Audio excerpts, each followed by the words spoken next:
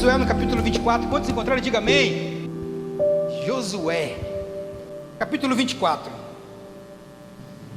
Eu sempre gosto que vocês que fiquem com a Bíblia na mão. Por isso que eu já nem peço para que vocês levantem, para que vocês possam acompanhar, né, o texto. Versículo 1 do capítulo 24 diz assim: Então Josué reuniu todas as tribos de Israel em Siquém, convocou as autoridades e líderes, os juízes e os oficiais de Israel, e eles compareceram diante de Deus. Josué disse a todo o povo: Assim diz o Senhor, o Deus de Israel: Há muito tempo os seus antepassados, inclusive Terá, pai de Abraão e de Naor, viviam além do Eufrates e prestavam culto a outros deuses. Mas eu tirei seu pai Abraão da terra que fica além do Eufrates e conduzi por toda a Canaã e lhe dei muitos descendentes. Amém. Glória a Deus. Embora nós lemos aqui o livro de Josué, nesse capítulo que nós lemos, Deus ele dá testemunho acerca de Abraão, ou daquilo que ele fez com Abraão, uma promessa.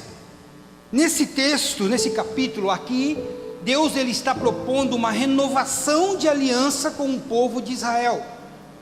Nesse momento do capítulo que nós lemos, a nação de Israel estava já tomando posse da terra prometida, da terra que Deus tinha prometido a Abraão e a sua descendência. Dentro desse contexto, e é justamente aqui que Deus ele propõe uma renovação de aliança para aquele povo. Só que nessa renovação ele faz questão de fazer menção de Abraão. Ele faz questão de dar testemunho acerca da escolha que ele teve em relação a Abraão. Que ele faz uma aliança com Abraão também, quando ele promete a descendência de Abraão, Canaã. E agora, quando o povo já está em Canaã, ele faz a renovação de aliança. Mas o testemunho que Deus dá, ele não apenas fala e reafirma que Abraão é o pai daquele povo, é o pai daquela nação, mas também ele fala da escolha que ele teve sobre Abraão. Porque quando nós lemos, e aqui Deus ele até dá testemunho dessa parte de Abraão, eu começo a me perguntar o que Deus viu em Abraão. O que Deus viu em Abraão que chamou a sua atenção a ponto dele escolhê-lo? Por que eu digo isso? Porque Abraão, assim como seus pais, a sua família, vivia em Ur, uma terra que era extremamente idólatra. A história vai contar que o povo de Ur, eles criaram, ou eles ali inventaram mais de 4.000 deuses, esculturas, naquela cidade. E eles adoravam aqueles deuses. Então o povo de Ur era extremamente idólatra. Consequentemente, a família de Abraão também era uma família idólatra. Assim como Abraão também, ele era idólatra. Ele adorava outros deuses. Deus aqui nesse texto, ele faz questão de fazer menção que Abraão e toda a sua família adorava outros deuses. E aí eu fico me perguntando, o que Deus viu em Abraão, para ele escolher Abraão, em meio a um povo que vivia num pecado, num grau hard, por assim dizer, porque Deus ele condena muito a idolatria. O que Deus viu que ele tira Abraão de um lamaçal de pecado e traz para perto de si, como uma escolha que seria o pai de uma nação? Meu irmão, eu não sei você, mas existem pessoas que muitas vezes Deus tira de lugares que são inimagináveis, sabe, lugares do mundo lá fora, em ambientes pecaminosos, que muitas vezes a gente fica olhando para as pessoas e fala: nossa, o fulano saiu de lá, como que ele pode? Por que Deus escolhe? Por que Deus escolheu? Irmãos, às vezes Deus ele não olha somente a ação da pessoa, Ele não julga a sua ação, porque Ele conhece o seu coração. E quando Deus conhece o coração, Ele não vai muitas vezes julgar baseado na forma com que você age, porque muitas vezes nós estamos tão afoitos ali no nosso coração, aflitos, ou até mesmo em situações injuriados, com raiva, que a gente toma atitudes inconsequentes. Só que Deus, Ele conhece o nosso coração e sabe que foi só um momento, que quem nós somos o reconhece como o Senhor da nossa vida. E muitas pessoas às vezes eles saem de lugares, que a gente olha e fala: nossa, essa pessoa é improvável, dado da onde ela saiu. Só que quando nós olhamos para Abraão, e assim eu digo que Abraão foi visto por Deus não apenas pelas suas atitudes, mas Deus olhou para Abraão e viu o coração de Abraão. E sabe o que Ele viu dentro no coração de Abraão? Uma pessoa, ou um ser, um adorador, um homem que tinha fé. Abraão tinha muita fé, tanta fé que ele tinha. Então, tamanha era o seu coração de adorador, que ele canalizava a sua adoração e a sua fé em outros deuses, porque a busca que Abraão tinha era uma busca, por algo maior na sua vida. Quem sabe, eu pensando aqui, Abraão apenas ele não se contentava em adorar deuses que eles mesmos criavam. Talvez na cabeça de Abraão ele estivesse pensando: não é possível que esse Deus que as pessoas fazem pode livrar a nossa vida dos nossos inimigos. Não é possível que os deuses que o nosso povo faz podem nos abençoar ou abrir portas para nós.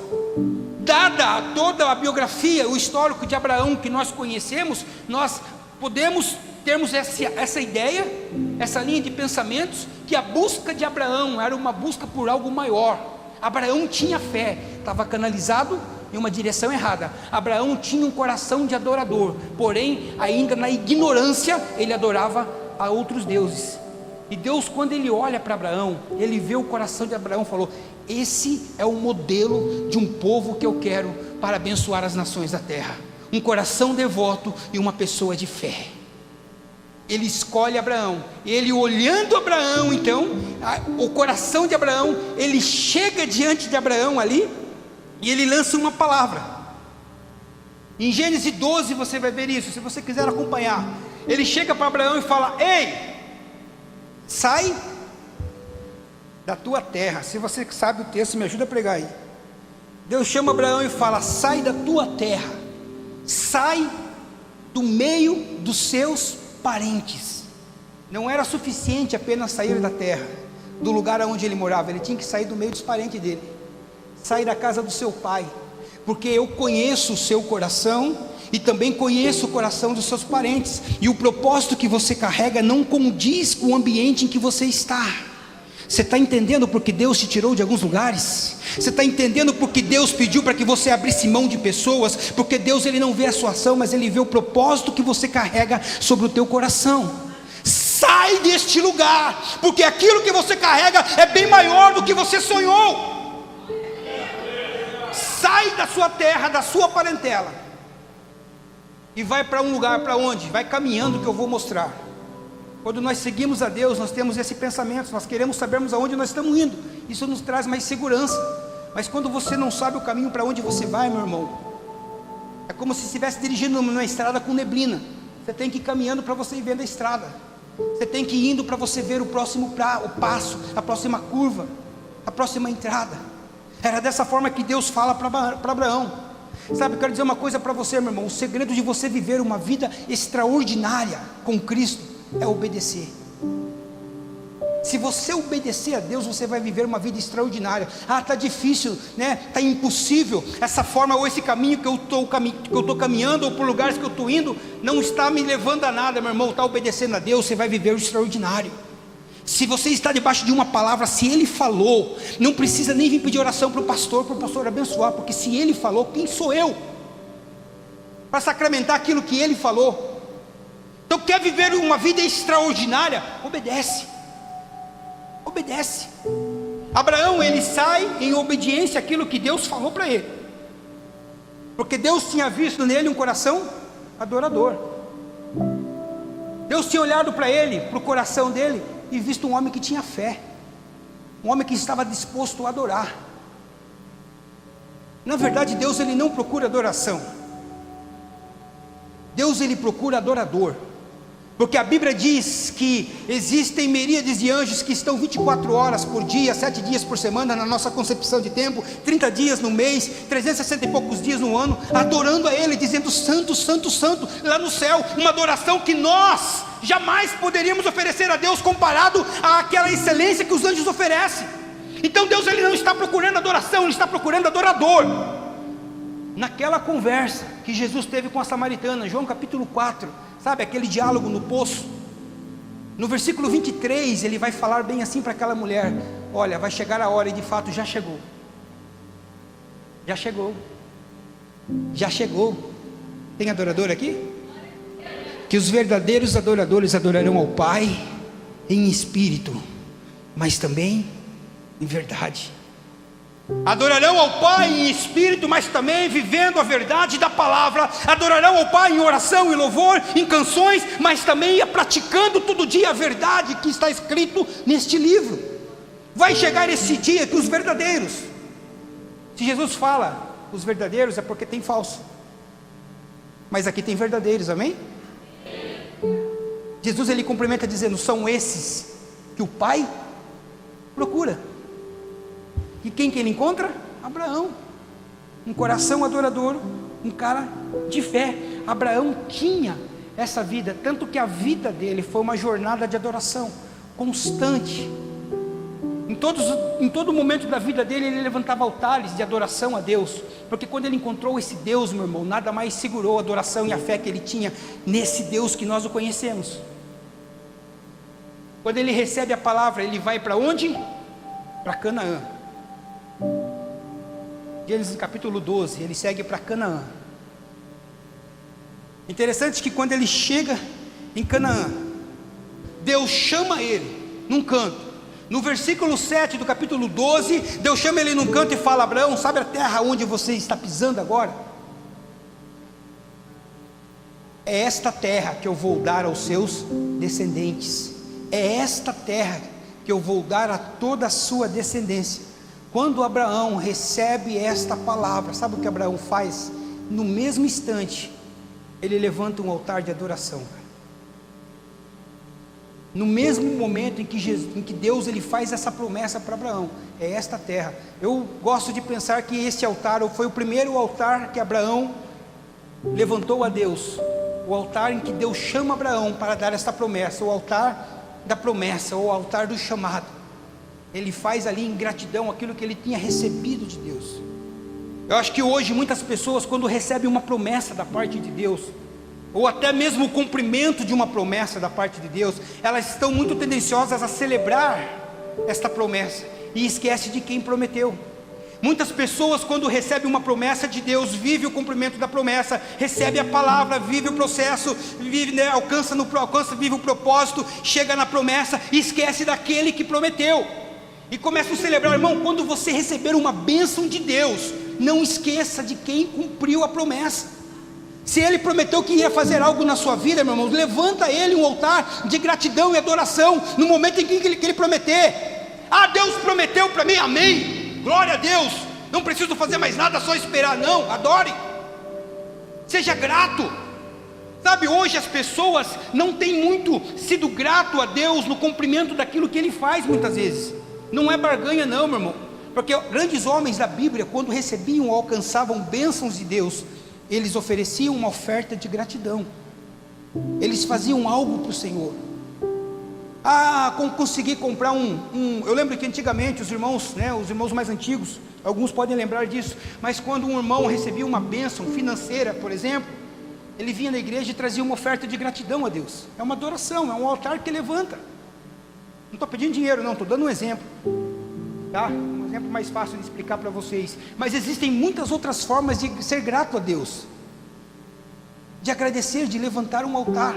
Nesse mesmo instante, versículo 7 do capítulo 12, Abraão, ele levanta um altar a Deus, de gratidão, por aquilo que Deus tinha falado.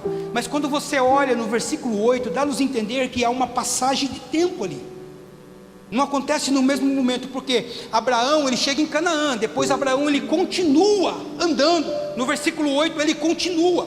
Então, houve ali um espaço de tempo, alguns dias, meses, não sei, Mas o que dá a nos entender é que chegou um momento ali no versículo 8 que Abraão ele sente saudade de Deus.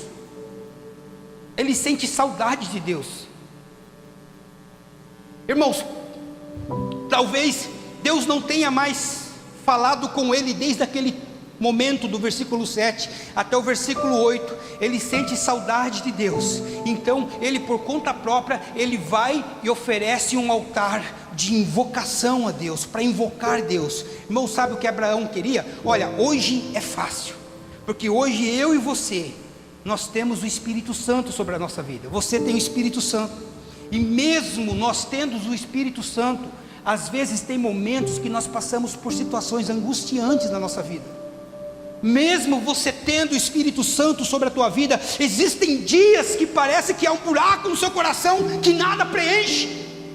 Mas você tem o Espírito Santo? Tem, mas tem dias que são difíceis. Agora você imagina, você tendo o Espírito Santo, você passa por dias assim. Imagine os homens do Antigo Testamento que não tinham essa presença que você tem, porque as pessoas não tinham o Espírito Santo no Antigo Testamento. O Espírito Santo apenas vinha em homens, manifestava o poder para operar o milagre e depois se retirava novamente.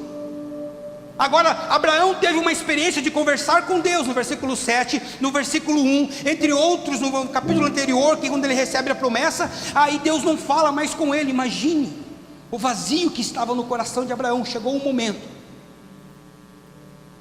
e ele procurou Deus, e ele levanta, porque ele queria não apenas a manifestação e a voz, mas ele queria ser amigo de Deus. Sabe o que é isso? Ser amigo de Deus. Ah, meu irmão, você acha que Deus tinha pedido para ele levantar um altar? Não, o desejo dele de ouvir Deus. Sabe o que aconteceu?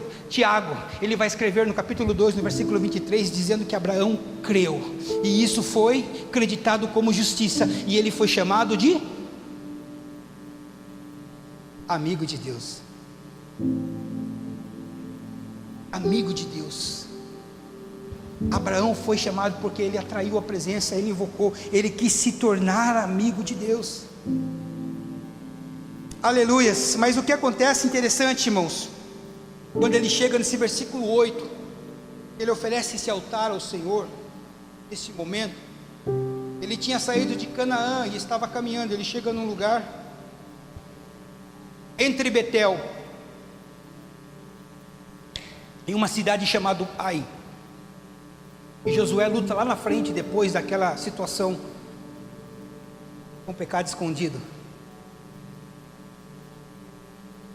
Betel era uma cidade. O significado da palavra Betel é uma palavra hebraica que, traduzindo para nós, ela significa casa de Deus. Ai tem o significado de ruínas, lamentações. Abraão, ele se depara justamente na divisa dos dois lugares. Ele tinha que escolher um caminho, só que não era o lugar, era com quem está. E é justamente por esse motivo que ele levanta um altar para invocar, porque não importava onde ele estivesse, se Deus estivesse com ele.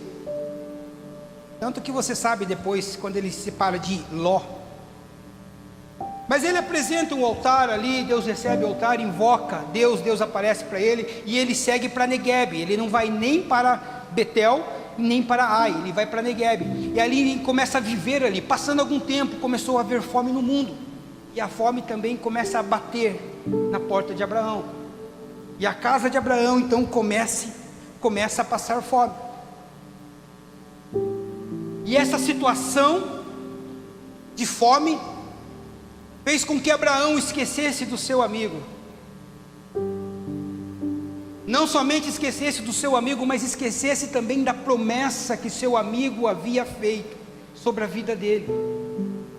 Ele esquece da promessa que Deus tinha feito por ele, no momento em que ele levantava um altar de adoração. Por que ele esquece? Porque ele abandona o Neguebe e vai buscar asilo no Egito. Irmão, quero dizer uma coisa para você. Como eu falei, se Deus prometeu, se Deus falou algo para você, Ele cuida.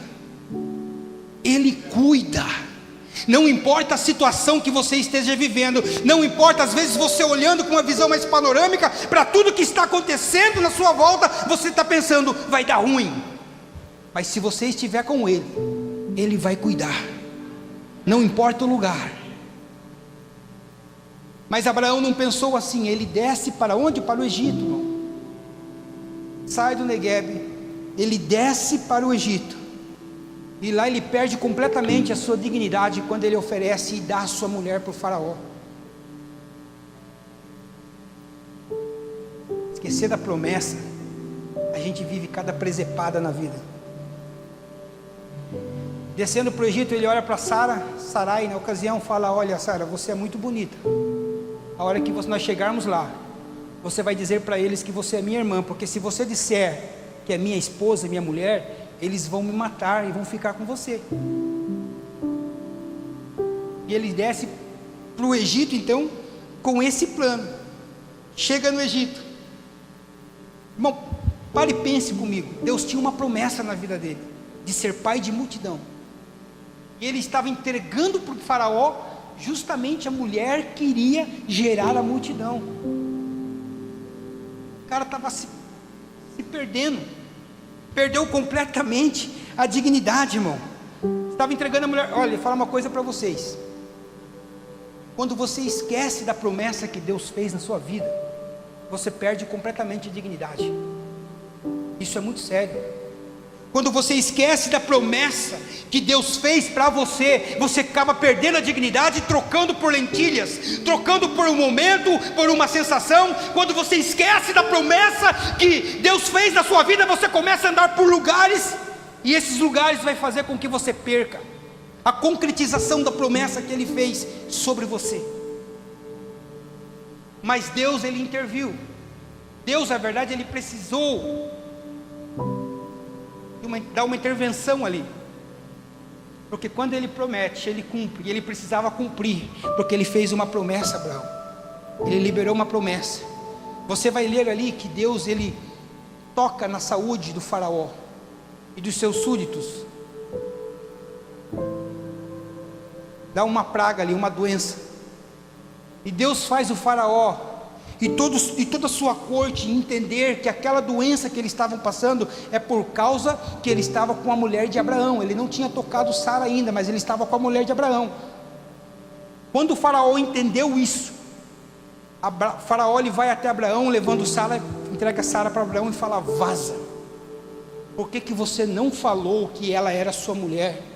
Eu não quero sofrer o castigo de Deus sobre a minha vida. Pega a tua mulher e sai daqui. Abraão, ele pega a mulher dele, pega Sara. Essa interferência você vai ver ali em Gênesis 13. E ele volta então ao lugar de origem, entre Betel e Ai. Justamente a Bíblia vai falar, né, no versículo 5 do capítulo 13, especificamente, que foi no lugar aonde ele oferece o seu primeiro sacrifício. Volta lá atrás para recomeçar.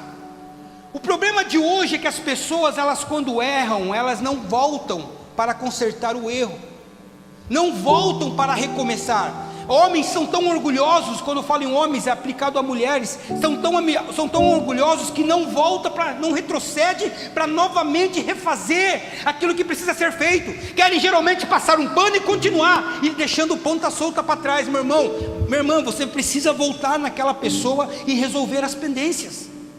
Não dá para você viver a promessa de Deus na sua vida sem que as pontas soltas, sem ficar deixando ponta solta para trás. Não dá para viver as promessas de Deus sem que você resolva aquela situação financeira. Aquele erro que você começou lá atrás precisa ser ajustado para que você possa continuar de novo. Então, às vezes, irmãos, nós temos que deixar o egoísmo de lado, retroceder, voltar para trás e começar de novo da onde paramos. Abraão, o que ele faz? Ele volta justamente no lugar até onde ele tinha feito as coisas certinho, e ali ele invoca novamente o nome do Senhor para recomeçar a sua jornada, porque a vida dele foi uma jornada de adoração. Irmão, você precisa recomeçar muitas vezes. Deixa de orgulho, recomeça. Sabe por quê? Porque tanto na minha quanto na sua vida há uma jornada a ser trilhada. A vida da gente só caminha, não tem como parar. E se ficar coisa errada para trás, vai ter que arrumar, irmão. Se há uma promessa, retroceda ali e volta. Assuma os erros se errou lá atrás. Retroceda. se você errou lá atrás, porque não assumir os erros e não retroceder é um perigo para a nossa vida. Foi o que aconteceu com Adão e Eva, quando Adão e Eva eles pecam, lá no Éden. Deus desce no jardim, fala com eles: Adão, cadê vocês? Cadê ele? Eu sabia onde ele estava, né? O Fred Duarte fala que Deus é engraçado. A Bíblia diz: para onde irei eu a fim de me esconder da tua presença? Se eu subir no mais alto, tu estás. Se eu for às profundezas da terra, também tu estás. Se eu for às margens dos oceanos, dos rios, se eu fizer a minha cama na sepultura, não há um lugar. O provérbio está escrito: olha, que os olhos do Senhor estão em toda a terra. Aí desce Deus no Éden e fala: Adão, cadê você? Caras escondidos, dois escondidos atrás da moita. Até que Deus chega até Adão. Ah, Senhor, eu me escondi porque eu estava nu. Mas quem contou para você que você estava nu? Você comeu do fruto por acaso? Eu comi, mas a mulher que tu me deu, ela que me deu o fruto. Aí Deus vai na mulher: você comeu do fruto? Não, a serpente. E se eles tivessem assumido o erro, pedido perdão? E se? Quando Caim mata Abel, Deus chega para Caim e pergunta: Caim, aonde está o teu irmão Abel? Quem sabe se Caim mostrasse arrependimento, assumisse o erro que ele cometeu, Deus o teria perdoado. Mas sabe qual foi a resposta de Caim para Deus? Por acaso eu sou a babá do meu irmão? Por acaso eu sou o cuidador de Abel? Não faço ideia onde ele está. Não assumir o erro é coisa grave, meu irmão. E às vezes nós, cristãos, tem muita coisa que a gente precisa voltar e assumir. Muitos lugares que a gente precisa, irmão, caminhos, nós precisamos voltar para caminhos de Betel novamente, para recomeçar da onde nós erramos, da onde nós deixamos, porque uma jornada nessa vida é uma jornada com Cristo. Você que é cristão, você que aceitou Jesus, que se batizou, começou nessa jornada, irmão, e talvez chegou um momento em que você deixou o Cristo de lado e prosseguiu sozinho. Não, porque agora eu já conquistei, eu consegui a bênção, né? Exemplo, comprei o carro, comprei a moto. Não, porque eu pedi a Deus, já alcancei a cura. Amém, amém, Deus. Agora você fica aqui, eu vou sozinho. Não, meu irmão, aí chega lá na frente, quebra a cara. O que vai precisar fazer? Voltar novamente, assumir o erro e dizer: Senhor, eu errei, caminha comigo novamente, volta comigo novamente. Abraão, ele fez isso, assumiu o erro, e ele continua a sua jornada de adoração, uma vida de devoção a Deus, adoração. Você vai ver em Gênesis 15:10, ali é exatamente o momento em que Deus ele faz uma aliança com Moisés, com Abraão. E é justamente no capítulo que nós lemos de Josué, capítulo 24, que Deus, ele ali está novamente renovando a aliança com aquele povo que tinha feito com Abraão em Gênesis no capítulo 15, versículo 10. Este foi o primeiro sacrifício, primeiro altar que Deus pediu para que Abraão levantasse. Nenhum dos outros altares Deus não pediu, mas esse Deus especificou como ele queria. Abraão estava tão velho, com as forças tão fracas, que ele começa a preparar o sacrifício. Corta o boi, o novilho, corta ali o carneiro, começa, ele estava tão lento,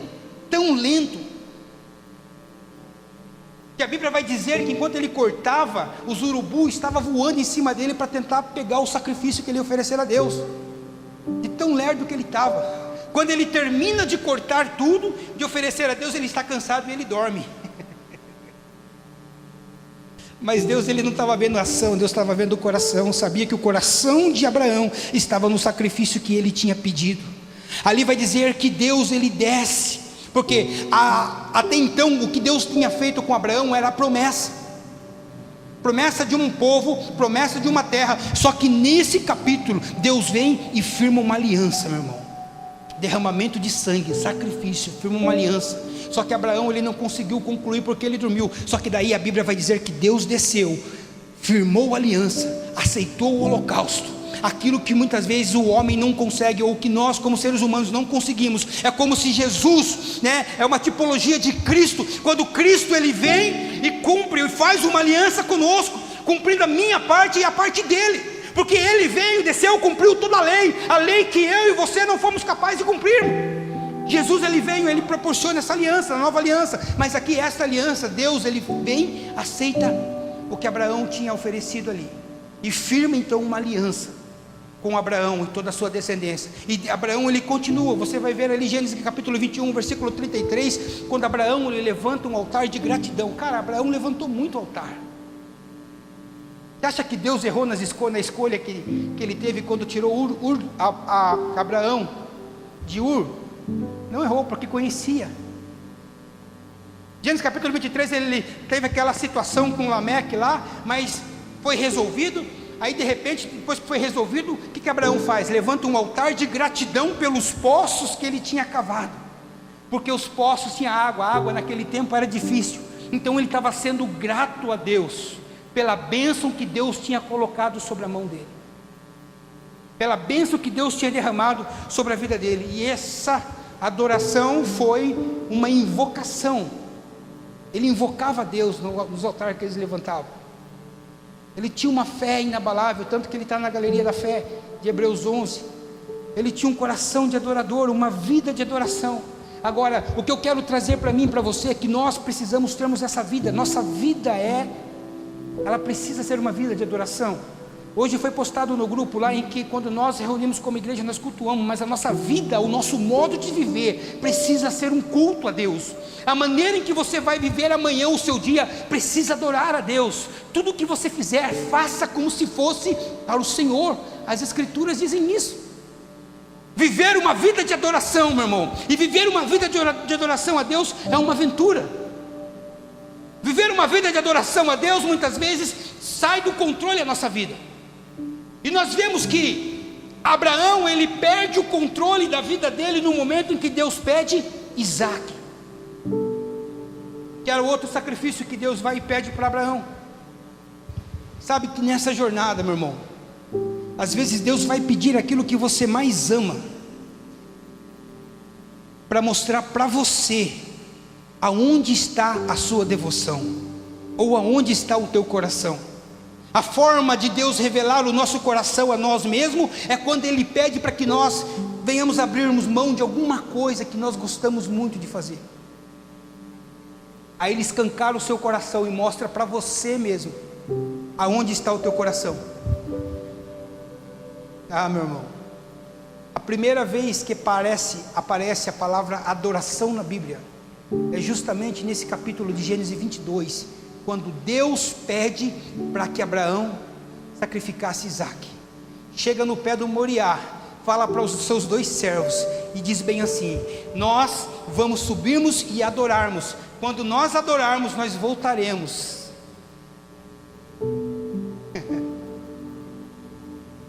Ele ia subir para matar o filho dele lá em cima, meu irmão.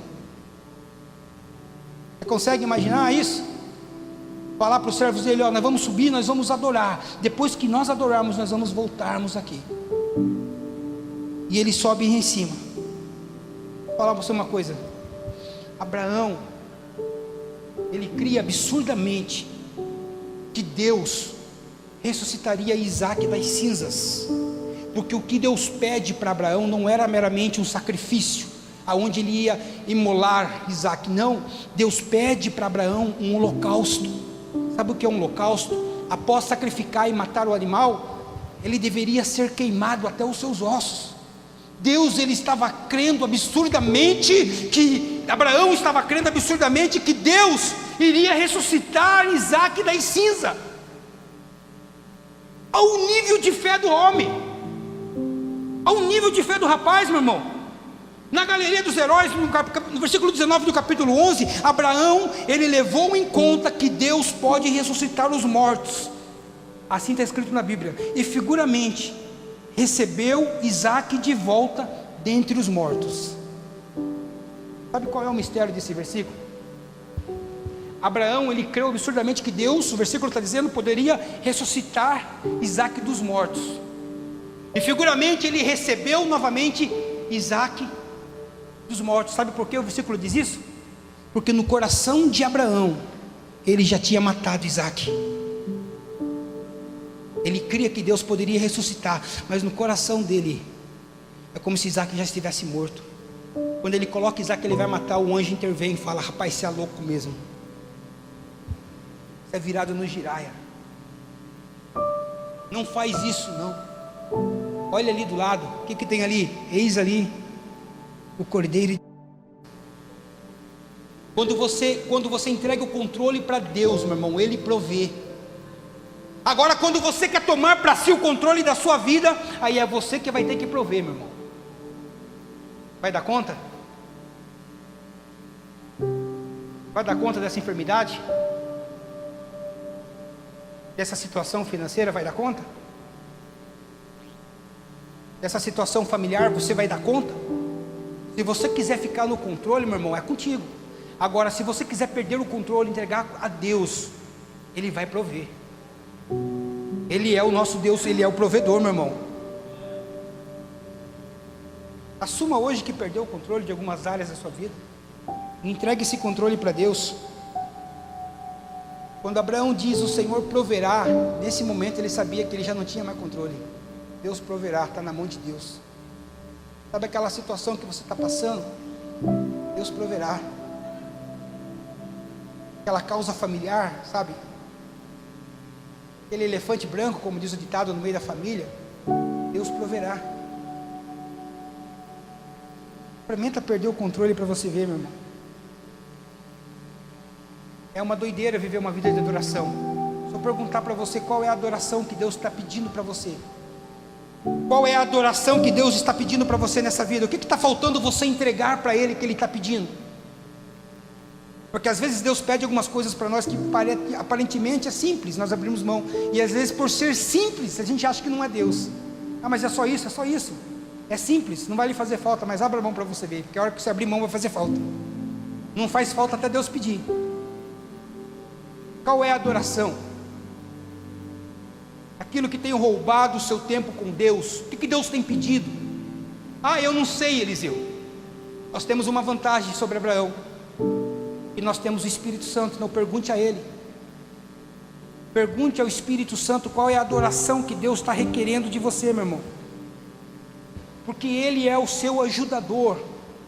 Ele é o meu ajudador. Você não está sozinho nessa jornada. Nossa vida é uma jornada. Você recebeu o Espírito Santo de Deus quando você o aceitou como Salvador da sua vida. Portanto, Ele habita em você. Você não está sozinho. Você tem um ajudador sobre a tua vida. João 16:13 vai dizer que quando esse Espírito, Jesus estava falando do Espírito Santo, quando Ele vier, quando esse Espírito vier, para nós Ele já veio.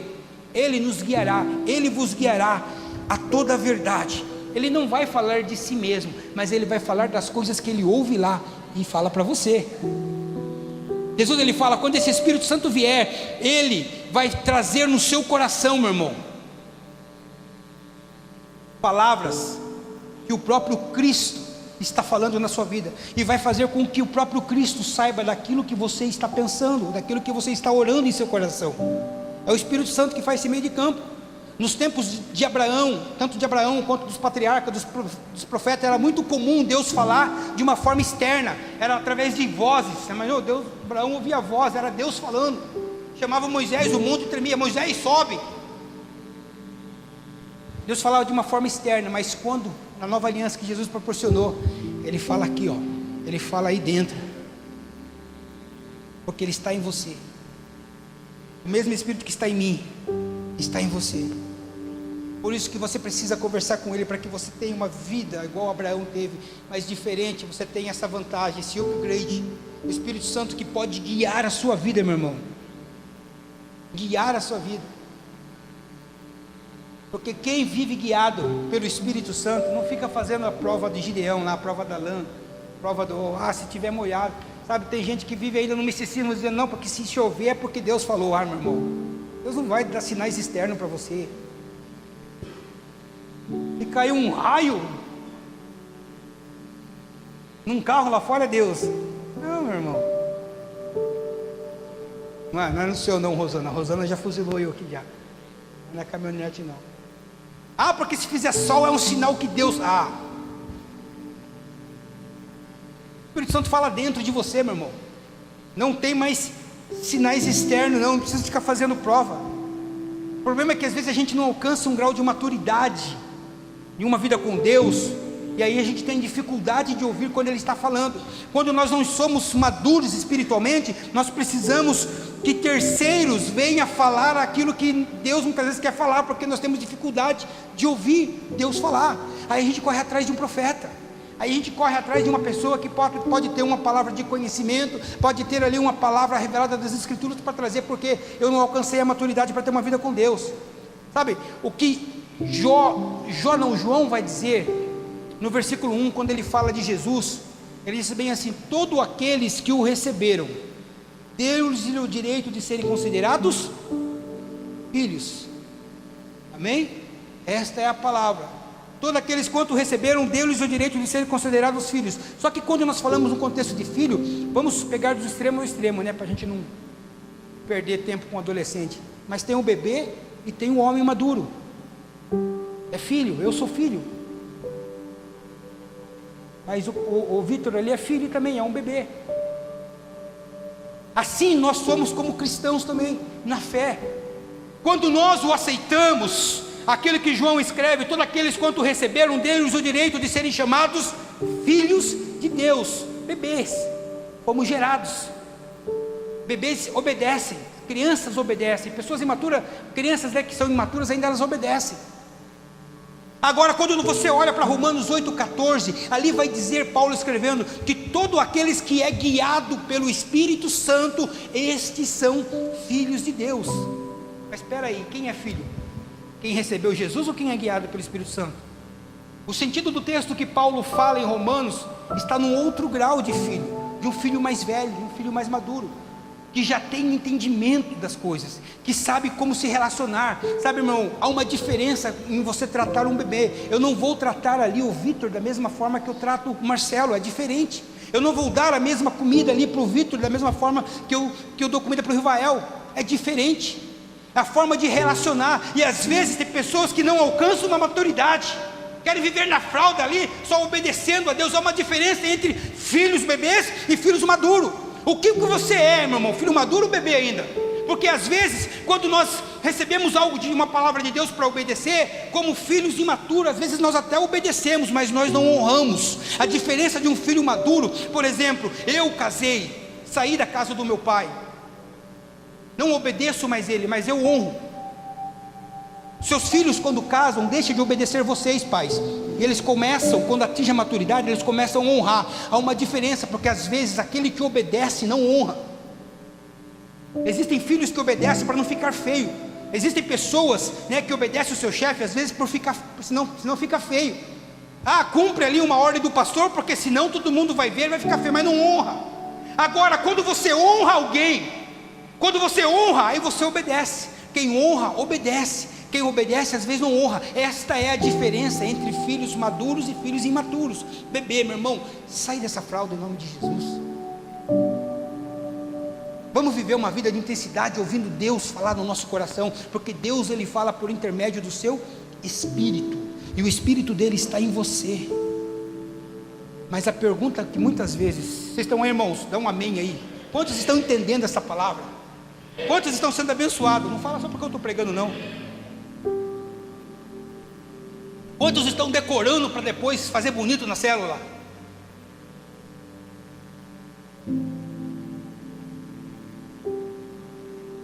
Subiu o nível então, é muito fácil.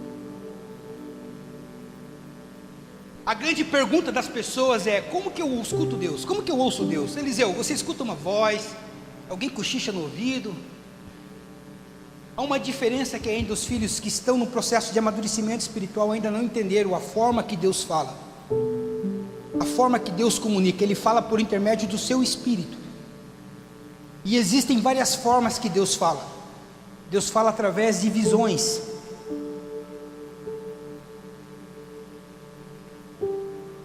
Aquela passagem de Atos 16, quando Paulo ele tem uma visão de dois homens que falam uma mensagem para ele dizendo bem assim: passa a Macedônia e nos ajuda. Quando ele volta em si, a Bíblia vai dizer ali no capítulo, se eu não me engano, 10, do versículo 10 do capítulo 16, eles entenderam que aquela visão era uma mensagem de Deus, Deus estava falando com Paulo por meio de visões. Mas Deus também, Ele fala por meio de sonhos, meu irmão. Você que é maduro, Deus, Ele fala através de sonho. Só que tenha discernimento, porque às vezes quando você está muito pilhado para alguma coisa, é logicamente que você vai sonhar com aquilo. Você viveu um dia no parque, né, e brincou e pulou. Você chegar à noite, pode ser que você sonhe com o parque. Mas Deus, Ele pode falar através de sonhos. O que cabe a nós, filhos maduros, é termos discernimento de quando Ele está falando em sonhos. Pedro, ele teve a visão quando ele estava indo para a casa de Cornélio. Ele dorme e ali em sonhos, Deus mostra aquele sonho do lençol, aquelas coisas aradas descendo lá. Nós falamos aqui na semana passada, Atos do capítulo. Ganhei um bombom agora, quem acertar. Eu só perguntei porque ninguém ia saber. Deus fala através de sonhos, mas Deus também fala através de uma voz audível. Capítulo 9 de Atos, quando ali estava Saulo indo para Damasco, de repente ele escuta uma voz, só que não foi só ele que escutou. A Bíblia vai dizer que os soldados que estavam junto com ele ouviram a voz dizendo: Saulo, por que me persegue? Irmão, todo mundo ouviu, só Saulo viu. Uma voz audível. Às vezes Deus, Ele vai falar com você por uma intervenção física, não permitindo que você vá em algum lugar. Não deu certo, é Deus falando, meu irmão. Tenha a maturidade de entender. Mas não tem nada demais. Se houve uma intervenção, se Deus te parou de alguma forma, Deus interviu de alguma forma, Deus está comunicando que não era para você fazer. Mas não deu certo, estava tudo certo para fazer. Irmão, se não deu certo, se você é guiado pelo Espírito Santo de Deus, se vocês que estão aqui têm a convicção que vocês são guiados pelo Espírito Santo de Deus, aquilo que não deu certo é Ele falando: não faça, não faça. Paulo, ele foi impedido duas vezes de pregar a palavra. Pregar a palavra é uma coisa boa ou não é? É boa. É uma coisa de Deus? De Deus. Mas o Espírito Santo falou: não vai, não vai. Foi impedido fisicamente, não faça, não vai pregar lá. E Paulo teve essa intervenção, coisa que não deu certo, não era para ele ir. Às vezes tem coisas, irmãos, que são coisas boas, coisas que não são pecado. Aí o Espírito Santo chega para você e fala: não vai fazer. Aí você fala: não, vou consultar o profeta.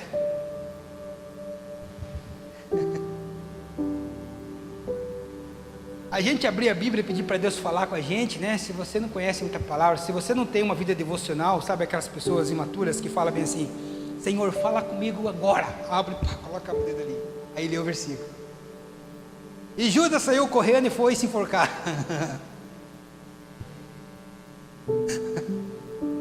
É Deus falando ou não é? E aí? Tem coisas que não é pecado, tem coisas que são boas, mas o Espírito está falando não. Como que eu sei que é Deus, mas não é errado? Giana, não é pecado, mas como que eu sei que o não é verdadeiro? Colossenses 3,15. Porque quando Ele fala, você sente paz nas suas atitudes. É aquele negócio que estava certo para fechar, chegou no último momento e você falou não. Você disse não, mas talvez você até perdeu um negócio bom para você, mas foi não. Nossa, a venda da casa estava fechada, aí chegou no último momento, você fala: não vou vender. E quando você está em paz, abra aí, Colossenses 3,15, se alguém tiver aí, se alguém for rápido de Bíblia aí. Irmãos, eu gosto que vocês tenham a Bíblia de papel, sabe? Tendo aplicativo no celular é bom, né? Mas o de papel nunca é atualizado. O aplicativo é atualizado. Não, esse negócio aqui é... Você sabe que agora as pessoas existe uma Bíblia que estão tirando muitas passagens da Bíblia, versões novas que são perigosíssimas, tirando a essência da palavra.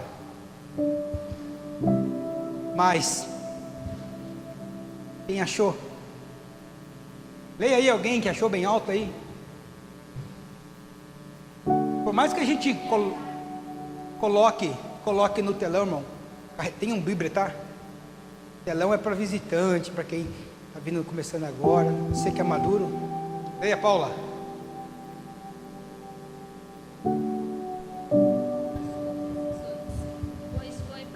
essa paz que Deus os chamou, a fim de que formassem um só corpo. É para que vocês vivam em paz. Então, se aquela decisão que você tomou era boa, era certo, não era errado, não era pecado, mas não deu certo, no último momento, se você estiver em paz, é o Espírito Santo que falou. Ah, mas era bom, fica em paz, está em paz, amém. Não deu certo, amém, meu irmão, descansa. Deus tem coisa melhor para você, Deus tem outra oportunidade, ou talvez Deus está te livrando de algo pesado aí. Irmãos, eu estou parado faz 3 meses, vai fazer 3 meses, sem salário, voltei de férias, a bênção de Deus na vida da gente. Passei essa semana na perícia, semana que vem talvez saia aí o resultado, aí tem que dar entrada para receber o pagamento. Mas sabe o que é interessante? É que se Deus falou que ia cuidar, Ele cuida, gente. Ele está cuidando. As contas estão pagas, as contas são altas, não sei como. Deus, Ele proveu lá atrás, para o que hoje eu pudesse estar usando. Saiu do meu controle, mas está no controle dEle. E se Ele está controlando isso, eu tenho a convicção que a minha vida é direcionada ou é dirigida pelo Espírito Santo de Deus, eu não preciso temer. A música, temer por quê? E eu estou guardado por quem nunca perdeu batalha. Jeová Jirê. Jeová Jirê.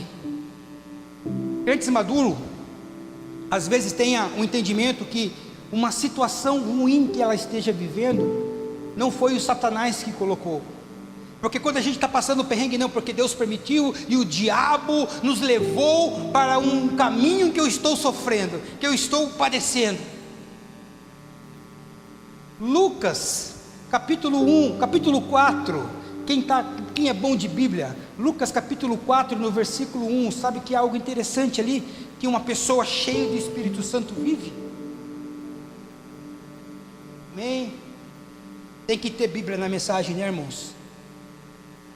Quem achou pode ler aí. 4, 1. Vai, Natália. Jesus, cheio do Espírito Santo, voltou do Jordão e foi levado pelo Espírito ao deserto, onde durante 40 dias foi tentado pelo diabo. Jesus, cheio, transbordando do Espírito Santo, cheio da graça, ele é levado para onde? Para o deserto. Para quê? Para ser tentado. E às vezes, irmão, nós questionamos Deus, mas eu estou orando, eu estou buscando, eu estou clamando, eu estou cheio do Espírito. Por que eu estou sofrendo essa afronta? Por que eu estou sendo tentado? Por que as pessoas estão vindo, está tendo toda aquela circunstância no meu trabalho? Por que está acontecendo isso? Eu estou cheio do Espírito Santo, meu irmão. É prova. A prova não significa que você vai estar sozinho. O deserto não significa que vai durar para sempre. Não, é um processo que você vai ter que passar, porque você tem uma promessa.